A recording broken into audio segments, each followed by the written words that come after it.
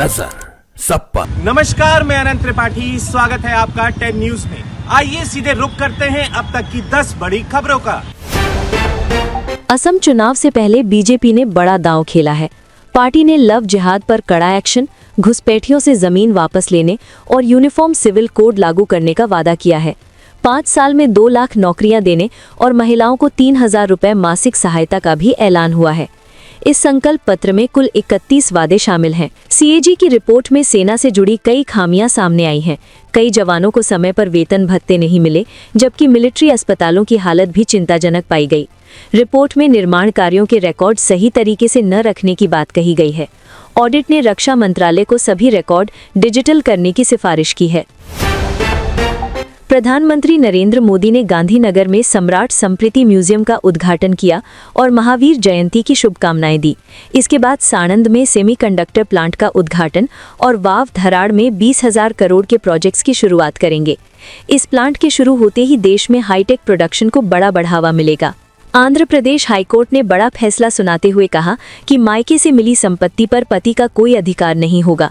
यदि महिला की बिना संतान और वसीयत के मृत्यु होती है तो संपत्ति उसके पिता के वारिसों को जाएगी।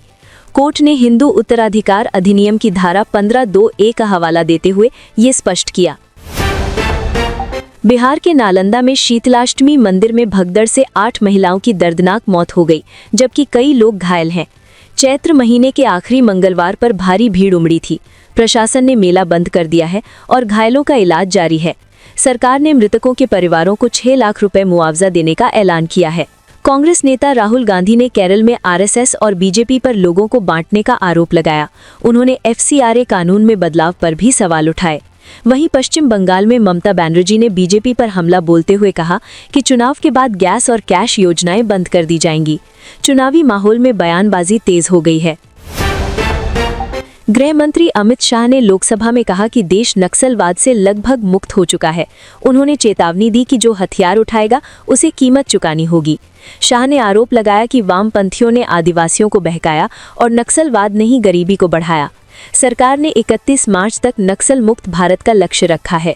लखनऊ में एयर इंडिया एक्सप्रेस की फ्लाइट की इमरजेंसी लैंडिंग कराई गई। 36,000 फीट की ऊंचाई पर पायलट को केबिन में धुआं महसूस हुआ, जिसके बाद मेडिकॉल जारी किया गया। यात्रियों को ऑक्सीजन मास्क दिए गए और विमान को सुरक्षित उतार लिया गया। फ्लाइट में 148 यात्री सवार थे, सभी सुरक्षित हैं। इजराइल की संसद नेसेट ने फिलिस्तीनी अपराधियों के लिए सख्त कानून पास किया है। अब आतंक या हत्या के मामलों में 90 दिनों के भीतर फांसी दी जाएगी और अपील का अधिकार भी नहीं होगा। बिल पास होने के बाद मंत्रियों ने संसद में जश्न मनाया।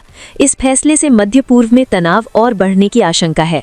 भारत अब एलपीजी सप्लाई के लिए खाड़ी देशों पर निर्भरता कम करने की तैयारी में है।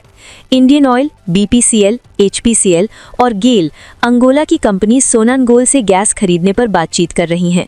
इससे जहाज़ों को हॉर्मोन स्ट्रेट से नहीं गुजरना पड़ेगा और सप्लाई सुरक्षित और स्थिर हो सकेगी।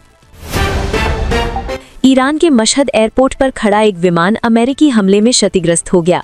ये विमान दिल्ली आने वाला था और राहत सामग्री ले जाने की तैयारी में था। वहीं यूरोपीय संघ ने ईरान पर मानवाधिकार प्रतिबंध 1 साल और बढ़ा दिए हैं, जिससे क्षेत्रीय तनाव और गहराने की आशंका है। अमेरिका ने ईरान के इस्फहान में हथियार डिपो पर एयर स्ट्राइक की है। 2000 पाउंड के बंकर बस्टर बमों से हमला किया गया, जिससे बड़े धमाके हुए। अमेरिकी राष्ट्रपति डोनाल्ड ट्रंप ने इसका वीडियो भी शेयर किया है। इस हमले के बाद मध्य पूर्व में तनाव और बढ़ने की आशंका जताई जा रही है। हरियाणा में 590 करोड़ रुपए के आईडीएफसी फर्स्ट बैंक घोटाले की जांच अब सीबीआई से कराए जाने की तैयारी है। सरकार ने केंद्र को पत्र लिखा है। 18 विभागों से जुड़ा ये बड़ा फ्रॉड है, जिसमें कई आईएएस अधिकारी जांच के घेरे में हैं। हालांकि पूरी रकम वापस आ चुकी है, फिर भी सख्त कार्यवाही की तैयारी जारी है। सीएम योगी आदित्यनाथ की मां के खिलाफ अपशब्द कहने वाले मौलाना अब्दुल सालिम को यूपी एसटीएफ ने बिहार से गिरफ्तार कर लिया है। विधायक अख्तरुल ईमान ने इसकी पुष्टि की। मौलाना पहले एआईएमआईएम से जुड़ा रहा है। गिरफ्तारी के बाद राजनीतिक हलचल तेज हो गई है। देश के कई राज्यों में मौसम ने करवट ली है। वेस्टर्न डिस्टर्बेंस के असर से मध्य प्रदेश, राजस्थान समेत कई राज्यों में बारिश और ओलावृष्टि हुई है। हिमाचल और लद्दाख में बर्फबारी जारी है।